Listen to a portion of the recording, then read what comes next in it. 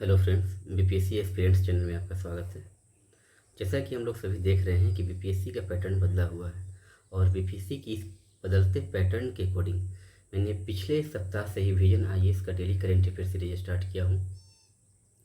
और ये current affair series न सिर्फ बीपीएससी पीटी के पॉइंट ऑफ व्यू से बल्कि पीटी और मेंस दोनों प्रोस्पेक्टस से काफ़ी इंपॉर्टेंट है। तो मैं इस लेक्चर को स्टार्ट करने से पहले आपको बता दूं कि ये पर डे आपको करीब 7 बजे तक अपलोड कर दिया जाएगा ये वीडियो। और आप लोग इस पूरे फैक्ट्स को एक वार नोट्स के रूप में तैयार करेंगे। वार नोट्स क्या होता है? वार नोट्स एक पेज पर उन सभी डेटा को सेट करने का एक ऐसा तरीका है तो ताकि एग्ज़ाम के टाइम में इन सभी फैक्ट को एक पेपर पर उठाकर रिवीजन किया जा सके। तो आप लोग इस वार नोट्स को अपने साथ तैयार रखें और जो भी इसमें डाटा फैक्ट्स आते हैं उनको वार नोट्स में समझने का, उसको पिरोने का काम करें। चलिए स्टार्ट करते हैं आज का लेक्चर। आज 6 जून है और 6 जून का मैं वीडियो आज अपलोड करूंगा। चलिए देखते हैं कि आज की न्यूज़ क्या क्या चर्चा में रहे हैं। पहला है आपका कि जयप्रकाश नारायण पक्षी अभयारण्य, जिसको सुराह ताल कहा जाता है, भारत का 100वां रामसर स्थल बना है। पहले रामसर स्थल कितने थे? पहले रामसर स्थल आपको 99 थे। इसमें 100वां रामसर स्थल जो बना है वो बना है आपको जयप्रकाश नारायण पक्षी अभयारण्य। हालांकि ये नाम सुनने में तो आपको लग रहा है कि ये बिहार में होगा, क्योंकि जयप्रकाश नारायण ऑलरेडी बिहार के ही महान हस्ती रहे हैं। लेकिन ये जो जयप्रकाश नारायण पक्षी अभयारण्य, जो सुरहा ताल जिसको बोला जाता है, ये भारत का 100वां रामसर स्थल है, लेकिन ये बिहार में नहीं है, ये आपका उत्तर प्रदेश में है। चलिए आगे पढ़ते हैं तो आपको समझ में आ जाएगा। जयप्रकाश नारायण पक्षी अभयारण्य सुरहा ताल के बारे में क्या है? यह एक प्राकृतिक और सदाबहार गोखुर झील है। एक विसर्प नदी बाढ़ वाले क्षेत्र में कटकर यू आकार की एक ऐसी झील का निर्माण करती है। ये क्या है? ये एक तरह का आपको देखा जाए तो ये गोखुर झील है, जो कहाँ स्थित है? तो ये आपको स्थित है कहाँ? बलिया जिले के उत्तर प्रदेश में। तो जैसा कि मैंने अभी आपको कहा कि जयप्रकाश नारायण नाम पर आप लोग मत जाइएगा। ये इसे पिछले के भी देखिएगा कि 99वां जो रामसर स्थल बना था वो भी नाम उसका ऐसा था जैसे मानो कि वो बिहार में हो, लेकिन जैसे पटना पक्षी अभयारण्य, तो पटना पक्षी अभयारण्य जो है वो बिहार में नहीं है, वो भी यूपी में ही है। यूपी के मेरठ में है शायद, आप लोग चेक कर लीजिएगा, लेकिन यूपी में है। चलिए नेक्स्ट देखते हैं हम लोग कि इसका इतिहास क्या रहा है। तो 1991 में 45 गाँवों की ज़मीनी को मिलाकर इसे सुरहा ताल बनाया गया था। 2002 में महान कार्यकर्ता और राजनेता जयप्रकाश नारायण के सम्मान में इस झील को उनका नाम दिया गया। क्षेत्रफल के लगभग 3432 हेक्टेयर, जो मानसून मौसम के दौरान बढ़कर 25,000 हेक्टेयर तक हो जाता है। अब ये महत्व इनका क्या है? ये उच्च पक्षी विविधता, यह मध्य एशियाई फ्लाईवे प्रवासी पक्षियों का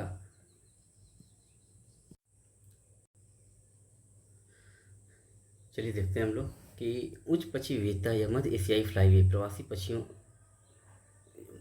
से आने वाले प्रवासी पक्षियों के लिए सर्दियों में विराम का एक महत्वपूर्ण स्थल है। यहाँ पाई जाने वाली महत्वपूर्ण मछलियों में संकटापन, वल्लागू अट्टू और बगेरिस शामिल है। मछलियों की अधिकता यहाँ फिशिंग कैंट को भी आकर्षित करती है।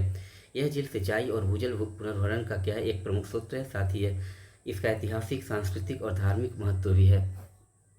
इस रामसर स्थल के बारे में थोड़ा सा हम जान लेते हैं कि ये होता क्या है। रामसर अभिसमय जो है एक अंतर्राष्ट्रीय संधि है। यह संधि आर्द्रभूमियों और उनके संसाधनों के संरक्षण और विवेकपूर्ण उपयोग के लिए एक रूपरेखा प्रदान करती है। इसे 1971 में ईरान के रामसर शहर में अपनाया गया था। इस रामसर कन्वेंशन को सबसे पहले 1971 में अपनाया गया था। कहाँ? तो ईरान के रामसर शहर में। और यह संधि 1975 में लागू हुई। 1971 में अपनाया गया था, 1975 में लागू हुआ था। और भारत जो है इस रामसर कन्वेंशन पर हस्ताक्षर कब किया था? 1982 में। अब इनके प्रमुख 3 स्तंभ क्या है? तो इनके प्रमुख 3 स्तंभों में देखा जाए तो पहला स्तंभ जो है अंतर्राष्ट्रीय महत्व की आर्द्रभूमियों का संरक्षण करना, सभी आर्द्रभूमियों का विवेकपूर्ण उपयोग करना, साझा आर्द्रभूमियों और प्रवासी प्रजातियों के संरक्षण के लिए अंतर्राष्ट्रीय सहयोग को बढ़ावा देना। ये इसके कुछ 3 स्तंभ हैं जो आप लोग याद रखिएगा। अब इनका मानदंड की ओर हम देख लेते हैं। किसी भी आर्द्रभूमि को रामसर स्थल का दर्जा प्राप्त करने के लिए कन्वेंशन द्वारा तय किए गए 9 मापदंडों में से कम एक को पूरा करना अनिवार्य है। मतलब अगर किसी कोई भी वेटलैंड से उनको अगर रामसर कन्वेंशन में शामिल करना है, रामसर स्थल के रूप में शामिल किया करना है, तो इनके जो 9 मापदंड है उन 9 मापदंडों में से कम एक को पूरा करना अति आवश्यक है। अब ये अंतर आर्द्रभूमियाँ क्या है, वेटलैंड्स क्या होते हैं? तो वेटलैंड्स वे क्षेत्र हैं जहाँ जल अस्थायी रूप से या मौसमी रूप से प्राप्त होता है, जिससे स्थलीय और जलीय पारितंत्रों के बीच एक संक्रमण क्षेत्र, जिसको ट्रांजिशन जोन कहा जाता है, वो बन जाता है। जैसे इसमें क्या क्या शामिल हो सकते हैं? इसमें कक्ष भूमि शामिल हो सकते हैं, दलदल शामिल होते हैं, पिट भूमि शामिल हो सकते हैं, झीलें, मैंग्रोव, बाढ़कृत मैदान, उथले तटीय जल जिसकी गहराई 6 मीटर या उससे कम या निम्न ज्वार के समय हो। आर्द्रभूमियाँ प्राकृतिक या कृत्रिम, ताजे जल, खारे अथवा पश्च जल वाली हो सकती है। आर्द्रभूमियाँ क्यों महत्वपूर्ण हैं? तो जैव विविधता के हॉटस्पॉट के रूप में, जल शुद्धिकरण में भी ये सहायक होते हैं, जलवायु अनुकूलन में भी ये सहायक होते हैं, प्राकृतिक आपदा के अवरोधक होते हैं, बाढ़ नियंत्रक में सहायक होते हैं, आजीविका प्रदान करने में सहायक होते हैं। तो ये कुछ फैक्ट्स हैं जो आप याद रखेंगे। इसमें तो कोई डेटा नहीं है, और जो डेटा है ऑलरेडी आप लोग जानते होंगे, इसमें 2-3 पॉइंट याद रखना है हम लोग को कि ये जो सवां पक्षी अभयारण्य, सवां जो रामसर स्थल बना है कौन सा है? जयप्रकाश पक्षी अभयारण्य, जो कहाँ है? तो आपको यूपी के बलिया ज़िले में है, और यह एक प्रकार का क्या है? गोखुर झील है। ठीक, चलिए नेक्स्ट चलते हैं। माइक्रोसॉफ्ट ने मेजोराना 2 क्वांटम चिप लॉन्च किया है। तो एक की पॉइंट यहाँ से निकल गया कि मेजोराना 2 जो है चिप किसने लॉन्च किया है?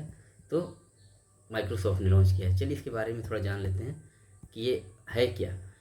मेजोराना 2 माइक्रोसॉफ्ट की अगली पीढ़ी की टोपोलॉजिकल क्वांटम चिप है। इसे कंपनी के अपने माइक्रोसॉफ्ट डिस्कवरी एंजेटिक एआई प्लेटफॉर्म की मदद से विकसित किया गया है। ये किसके मदद से विकसित किया गया है? तो एंजेटिक एआई प्लेटफॉर्म की मदद से इस चिप को लॉन्च किया गया है। यह क्वांटम चिप कंप्यूटिंग की दिशा में एक बड़ी उपलब्धि है। यह उपलब्धि क्वांटम कंप्यूटिंग की विश्वसनीयता, गति और आकार से जुड़ी प्रमुख बाधाओं को दूर करती है। एंजेटिक एआई ऐसी आर्टिफिशियल इंटेलिजेंस प्रणाली है जो न्यूनतम इंसानी हस्तक्षेप के साथ स्वयं योजना बना सकती है, निर्णय ले सकती है, कार्य को पूरा कर सकती है और अपने कार्यों में सुधार भी कर सकती है। मेजोराना 2 की मुख्य विशेषताएं देख लेते हैं हम लोग।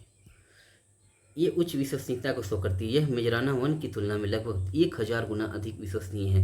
लंबे समय तक निरंतरता, इसमें क्यूबिट औसत लगभग 20 सेकंड तक अपनी क्वांटम अवस्था बनाए रख सकते हैं, जबकि कुछ मामलों में यह समय 1 मिनट से भी अधिक हो सकता है। उन्नत सामग्री संरचना, बेहतर स्थिरता और त्रुटि प्रतिरोध के लिए इसमें एल्युमिनियम के स्थान पर सीसा आधारित टोपोलॉजिकल सुपरकंडक्टर का उपयोग किया गया है। मेजोराना 1 में जहां पर एल्युमिनियम का यूज किया गया था, वहीं इस मेजोराना 2 में सीसा आधारित टोपोलॉजिकल सुपर कंडक्टर का यूज किया गया है। क्वांटम चिप होता क्या है, इसके बारे में थोड़ा जान लें हम लोग। क्वांटम कंप्यूटिंग चिप एक क्वांटम कंप्यूटर का मुख्य हार्डवेयर घटक है। इसे क्वांटम जानकारी को संशोधित यानी प्रोसेस करने और नियंत्रित करने के लिए डिजाइन किया जाता है। पारंपरिक कंप्यूटिंग चिप्स में जानकारी की मूल इकाई बिट होती है, जो एक समय में केवल 0 या 1 का मान रख सकती है। इसके विपरीत क्वांटम कंप्यूटिंग चिप्स में क्वांटम बिट यानी क्यूबिट का उपयोग होता है, जो एक ही समय में 0 और 1 दोनों अवस्थाओं का प्रतिनिधित्व कर सकता है। अन्य प्रमुख क्वांटम चिप्स की बात करते हैं तो गूगल हो गए जो क्वांटम चिप्स है, IBM का हो गया, कॉन्डोर हेरॉन, इंटेल का हो गया, टेनल फोर्स और अमेजन वेब सर्विसेज का हो गया, AWS अमेजन वेब सर्विसेज क्या हो गया, ऑसिलट। अब ये हम लोग याद रखना है कि ये गूगल का क्वांटम चिप का नाम क्या है, IBM के क्वांटम चिप का नाम क्या है, इंटेल का आपको हो गया टेनल फोर्स, अमेजन वेब सर्विसेज का हो गया आपको ऑसिलेट। चलिए नेक्स्ट न्यूज़ की ओर चलते हैं हम लोग। कोडाई कनाल सौर वेधशाला ने सौर चक्र के बारे में उपयोगी जानकारी प्रदान की। क्या जानकारी प्रदान की है भाई? चलिए देखते हैं इसको हम। हाल ही में कोडाई कनाल और वेधशाला ने यह पता लगाया है कि सुपर ग्रेन्युलेशन और चक्रों के साथ कैसे अभिक्रिया करती है। सुपर ग्रेन्युलेशन जो है वो सौर चक्र के साथ, सोलर साइकिल के साथ कैसे अभिक्रिया करती है, इससे सौर चक्रों का पूर्वानुमान करना आसान हो गया है। सुपर ग्रेन्युलेशन सूर्य की सतह पर बनने वाले विशाल संवहन पैटर्न है। सुपर ग्रेन्युलेशन क्या है? यह सूर्य की सतह पर बनने वाले विशाल संवहन पैटर्न है। ये मिलकर सूर्य की सतह पर एक विशाल जाल जैसी संरचना बनाते हैं। सौर चक्र क्या होता है इसके बारे में जान ले हम लोग। सौर चक्र सूर्य की चुंबकीय गतिविधि या सक्रियता का एक आवर्ती क्रम है जो लगभग प्रत्येक 11 वर्ष पर दोहराया जाता है। इसकी कुछ प्रक्रियाएं हैं कि सूर्य जो है आवेशित गैस, इसको जो कि प्लाज्मा से बना है, जो एक विशाल चुंबकीय क्षेत्र उत्पन्न करती है। प्रत्येक 11 साल में यह चुंबकीय क्षेत्र अपनी दिशा बदल देता है, यानी उत्तर और दक्षिण ध्रुवों में आपस में बदल जाते हैं। तो ये जो कोडाई कुनाल सौर वेधशाला है, इसमें सौर चक्र के बारे में कुछ जानकारी प्रदान की है कि ये फर्स्ट जानकारी तो आपको ये हो गया कि ये क्या करती हैं। चुंबकीय गतिविधि या सक्रियता का एक आवर्ती क्रम है जो लगभग 11 वर्ष पर क्या किया दोहराया जाता है। सौर चक्र के विभिन्न चरण की बात की गई है और उसके बाद अंतरिक्ष मौसम पर इसका क्या प्रभाव पड़ता है ये भी बताया गया है। तो ये उतना इम्पोर्टेंट नहीं है, बस इतना ध्यान में रखिएगा। अब चलते हैं हम लोग कि इसके बारे में जान लेते हैं कि कोडाई कुनाल और सौर वेधशाला है क्या, कि इसकी स्थापना कब हुई थी। इसकी स्थापना 1899 में हुई थी। तत्कालीन मद्रास वेधशाला का स्थान लिया। यह अध्ययन करना कि सूर्य पृथ्वी के वायुमंडल को कैसे उष्ण करता है और मानसूनी पैटर्न को समझना, ये कोडाई कुनाल सौर वेधशाला के यही मेन उद्देश्य है कि सूर्य पृथ्वी के वायुमंडल को कैसे उष्ण करता है और मानसून पैटर्न को समझने के लिए। यह कहाँ है, तो ये तमिलनाडु की पलानी पहाड़ियों में स्थित है, ये याद रखेंगे हम लोग। और इसके स्थल चयन का मुख्य कारण क्या था कि इस स्थल का चयन भूमध्य रेखा के निकट होने, अत्यधिक ऊंचाई पर स्थित होने और वायु में धूल कण बहुत कम होने के कारण किया गया था। अब नेक्स्ट चलते हैं हम लोग। नेक्स्ट क्या न्यूज़ है कि भारत सरकार ने सरकारी प्रतिभूति बाजार को सुदृढ़ करने और इक्विटी क्षेत्र में विदेशी पोर्टफोलियो निवेश आकर्षित करने के लिए सुधारों की घोषणा की है। तो ये ज़्यादा इंपॉर्टेंट नहीं है, आप लोग इसे पीडीएफ में पढ़ लेंगे। और हाँ, पीडीएफ आपको मेरे टेलीग्राम चैनल पर मिल जाएगा, आप लोग प्लीज़ उसे ज्वाइन कर लें ताकि डेली बेसिस पर आपको पीडीएफ प्रोवाइड किया जा सके। चलिए, अब कुछ टर्म जो है जो सुर्खियों में रहते हैं, जैसे E85 ईंधन क्या है, मौद्रिक नीति समिति, अभिलाषा जैव ईंधन, पंचायत उन्नति सूचकांक, और इधर हो गया आपका विदेशी मुद्रा अनिवासी खाते बैंक, और बोलबाचिया क्या है जो चर्चा में रहे हैं, अजोव सागर चर्चा में रहे, और क्लोरेमफेनिकोल और नाइट्रोफ्यूरन चर्चा में रहे, और एक मौलाना बरकतुल्लाह भोपाली जो सुर्खी में जो व्यक्ति रहे हैं उनका चर्चा है। ये सुर्खियों में एक व्यक्ति या एक कंट्री का चर्चा हर पर डे हम लोग करेंगे। तो आज जो है जो पर्सन है वो है मौलाना बरकतुल्लाह भोपाली। तो चलिए सुर्खियों के बारे में थोड़ा सा डिस्कशन करते हैं। E85 ईंधन के बारे में चर्चा करते हैं कि ये आखिर है क्या। तो केंद्रीय पेट्रोलियम और प्राकृतिक गैस मंत्री ने E85 ईंधन का अनावरण किया। E85 क्या है, तो E85 ईंधन एक मिश्रण है जिसमें 80 से 85% इथेनॉल और 15 से 20% पेट्रोल होता है। E85 का मतलब होता है कि 85% तक इथेनॉल, 85% क्या होता है, इथेनॉल। और इथेनॉल का फॉर्मूला आप लोग याद रखेंगे C2H5OH। और 15% अप्रोक्स 15% तक क्या होते हैं, पेट्रोल होते हैं। अब इसका उपयोग देखें हम लोग कि इसे विशेष रूप से फ्लेक्स फ्यूलो वाहन FFV के लिए विकसित किया गया है। फ्लेक्स फ्यूलो वाहन ऐसे वाहन होते हैं जिसका इंजन इथेनॉल और पेट्रोल के विभिन्न मिश्रणों पर चल सकते हैं। E20 का मतलब क्या था, 20% इथेनॉल और 80% पेट्रोल से लेकर E100 तक के ईंधन मिश्रण का उपयोग कर सकते हैं। इसका महत्व क्या है कि यह ग्रीन हाउस गैस उत्सर्जन को कम करता है, कच्चे तेल के आयात को कम करके ऊर्जा सुरक्षा को बढ़ावा देता है, और किसी कच्चे माल फीड स्टॉक से इथेनॉल उत्पादन को बढ़ावा देता है, जिससे किसानों की आय में क्या होती है, वृद्धि होती है। तो ये आपको मेंस पॉइंट ऑफ व्यू से इम्पोर्टेंट है और पीटी से भी इम्पोर्टेंट है। जब नवीकरणीय और गैर नवीकरणीय ऊर्जा की बात करेंगे वहाँ पर तो हम लोग इसकी चर्चा करेंगे। पंचायत उन्नति सूचकांक पंचायत एडवांसमेंट इंडेक्स PAI को डेटा एनालिटिक्स के माध्यम से डिजिटल ट्रांसफॉर्मेशन श्रेणी के तहत राष्ट्रीय ई गवर्नेंस पुरस्कार 2026 में स्वर्ण पदक से सम्मानित किया गया है। किसको सम्मानित किया गया है, 2026 का पंचायत उन्नति सूचकांक किसको सम्मानित किया गया है, तो वो देखते हैं हम लोग कि डिजिटल ट्रांसफॉर्मेशन श्रेणी के तहत राष्ट्रीय ई गवर्नेंस पुरस्कार 2026 में स्वर्ण पदक दिया गया है पंचायत उन्नति सूचकांक को। राष्ट्रीय ई गवर्नेंस पुरस्कार 2026 किसको दिया गया है, तो पंचायत एडवांसमेंट इंडेक्स को दिया गया है। किसके लिए, तो डिजिटल ट्रांसफॉर्मेशन श्रेणी के तहत। किसके तहत, तो डिजिटल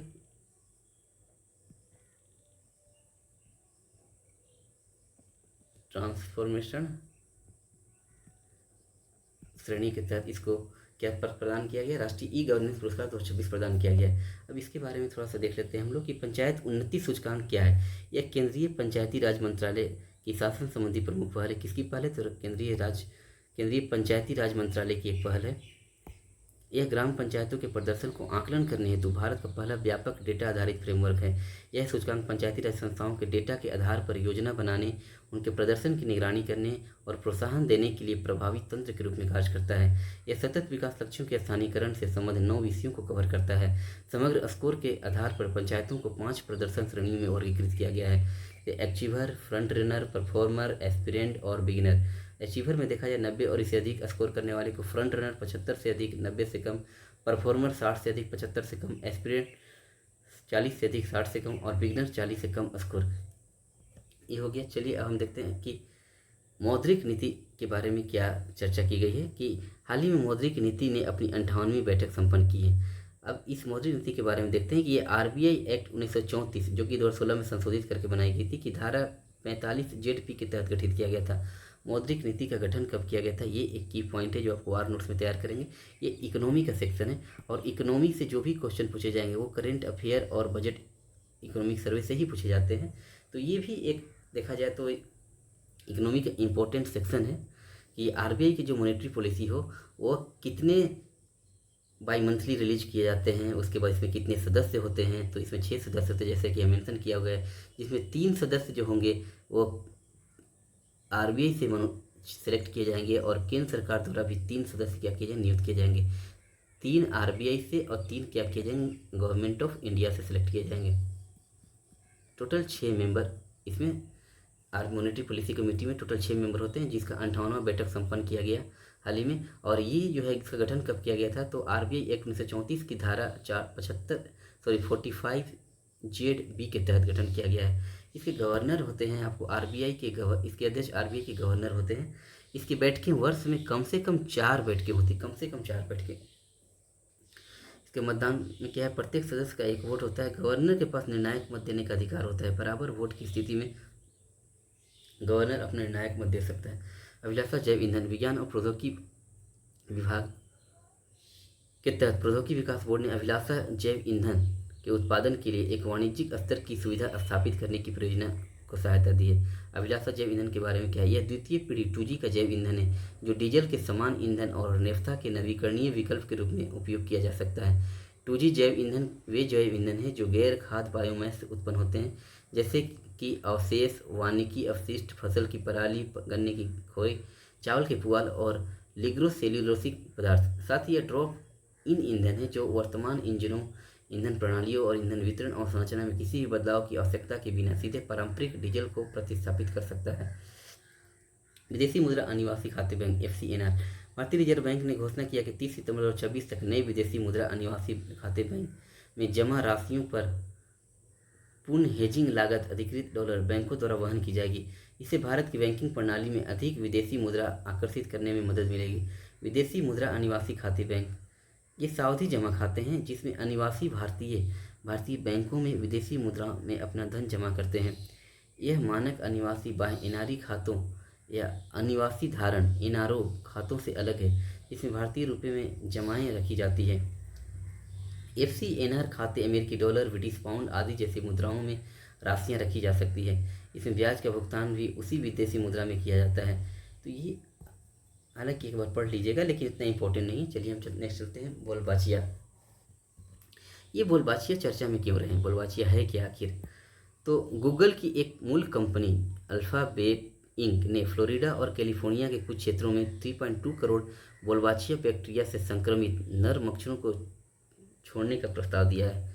इसका उद्देश्य वेस्ट नाइल वायरस फैलाने वाली जंगली क्यूलेक्स मच्छरों की संख्या को कम करना है। इसके लिए केवल नर मच्छरों को ही छोड़ा जाता है क्योंकि नर मच्छर इंसानों को नहीं काटते। इसके तहत केवल नर मच्छर को छोड़ा जाएगा क्योंकि नर मच्छर इंसानों को नहीं काटते। अब ये बोलबाचिया क्या है इसको थोड़ा सा समझ लिया आप कि ये गूगल की जो एक मूल कंपनी है इसका नाम क्या है, अल्फ़ाबेट इंक। इसने क्या किया कि फ्लोरिडा और कैलिफोर्निया के कुछ क्षेत्रों में 3.2 करोड़ बोलबाचिया बैक्टीरिया से जो ही संक्रमित नर मच्छर हैं उनको छोड़ने का प्रस्ताव किया है। क्यों, ताकि वेस्ट नाइल वायरस फैलाने वाले जंगली क्यूलेक्स मच्छरों की संख्या को कम किया जा सके।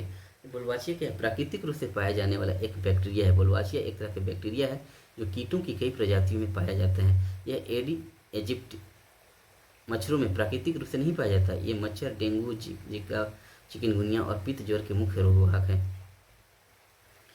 नेक्स्ट चलते हैं हम लोग क्लोरम्फेनिकोल और नाइट्रोफिलन, ये क्यों चर्चा में रहे हैं। भारत के झींगा निर्यात में अमेरिका यूनियन, यूरोपीय यूनियन और जापान के बाज़ारों में अस्वीकृति का सामना करना पड़ा, क्योंकि उनमें क्लोरम्फेनिकोल और नाइट्रोफुरन का अवशेष पाए गए। ये दोनों ही दवाएं सभी खाद्य उत्पादन पशुपालन प्रणालियों से संबंधित है। क्लोरम्फेनिकोल के बारे में जानते हैं। यह जीवाणु संक्रमण के उपचार में प्रयुक्त होने वाला एक एंटीबायोटिक है। इस खतरे देखा जाए इसकी कि इसकी आंशिक मात्रा भी मनुष्यों में एप्लास्टिक एनीमिया रोग का कारण बन सकता है। नाइट्रोफुरन क्या है? यह जीवाणु रोधी और सूजन रोधी उद्देश्यों के लिए उपयोग किया जाने वाला एंटीबायोटिक है। इन दवाओं पर प्रतिबंध इसलिए लगाया गया है क्योंकि इनकी चयापचय पशुओं के ऊतकों में लंबे समय तक बने रहते हैं और इनमें कैंसर होने का खतरा भी रहता है। अब एक महान व्यक्ति की हम चर्चा करते हैं, मौलाना बरकतुल्लाह भोपाली। ये क्यों चर्चा में रहे हैं, चलिए देखते हैं। कि भोपाल स्थित बरकतुल्लाह विश्वविद्यालय की कार्यकारी परिषद ने इस संस्था का नाम बदलने का प्रस्ताव रखा है। बरकतुल्लाह विश्वविद्यालय की कार्यकारी परिषद ने क्या किया, इस विश्वविद्यालय का नाम बदलने का प्रस्ताव रखा है। मौलाना बरकतुल्लाह भोपाली के बारे में देख लेते हैं हम लोग। का जन्म 7 जुलाई 1854 को मध्य प्रदेश के भोपाल में हुआ था।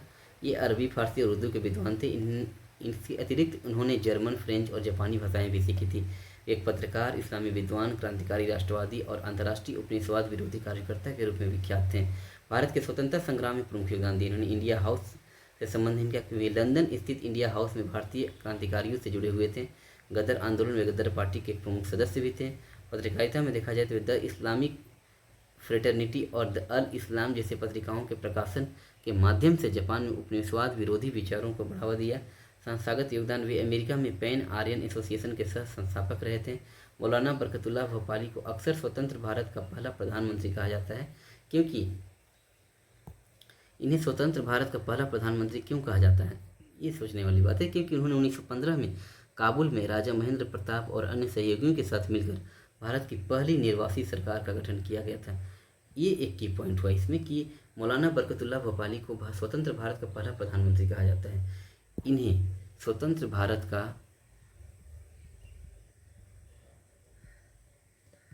पहला पीएम, प्रधानमंत्री कहा जाता है, क्योंकि उन्होंने 1915 में काबुल में राजा महेंद्र प्रताप और अन्य सहयोगियों के साथ मिलकर भारत की पहली निर्वासित सरकार का गठन किया था।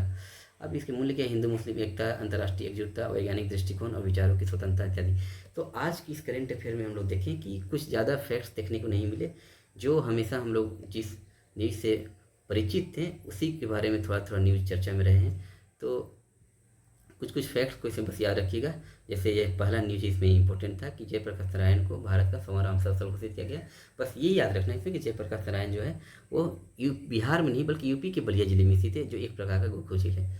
तो चलिए आज का इस करेंट अफेयर को मैं यहीं लास्ट करता हूँ। और आप लोग जो भी की पॉइंट्स निकले उसको डेली बेसिस पर, ये जरूरी नहीं कि पर डे आपको हर पीटी और मेंस पॉइंट ऑफ व्यू से न्यूज़ मिले ही, लेकिन जो भी मिले 1-2 उसको आप अपने वार नोट्स में सजाने का काम करें, ताकि एग्ज़ाम में जब वो आप वार नोट्स निकालेंगे तो आपको एक नज़र में इंपॉर्टेंट न्यूज़ आपको दिख जाएंगे जो रिवीजन में आपको हेल्प करेंगे। तो चलिए इस लेक्चर को मैं यहीं पर एंड करता हूँ। धन्यवाद।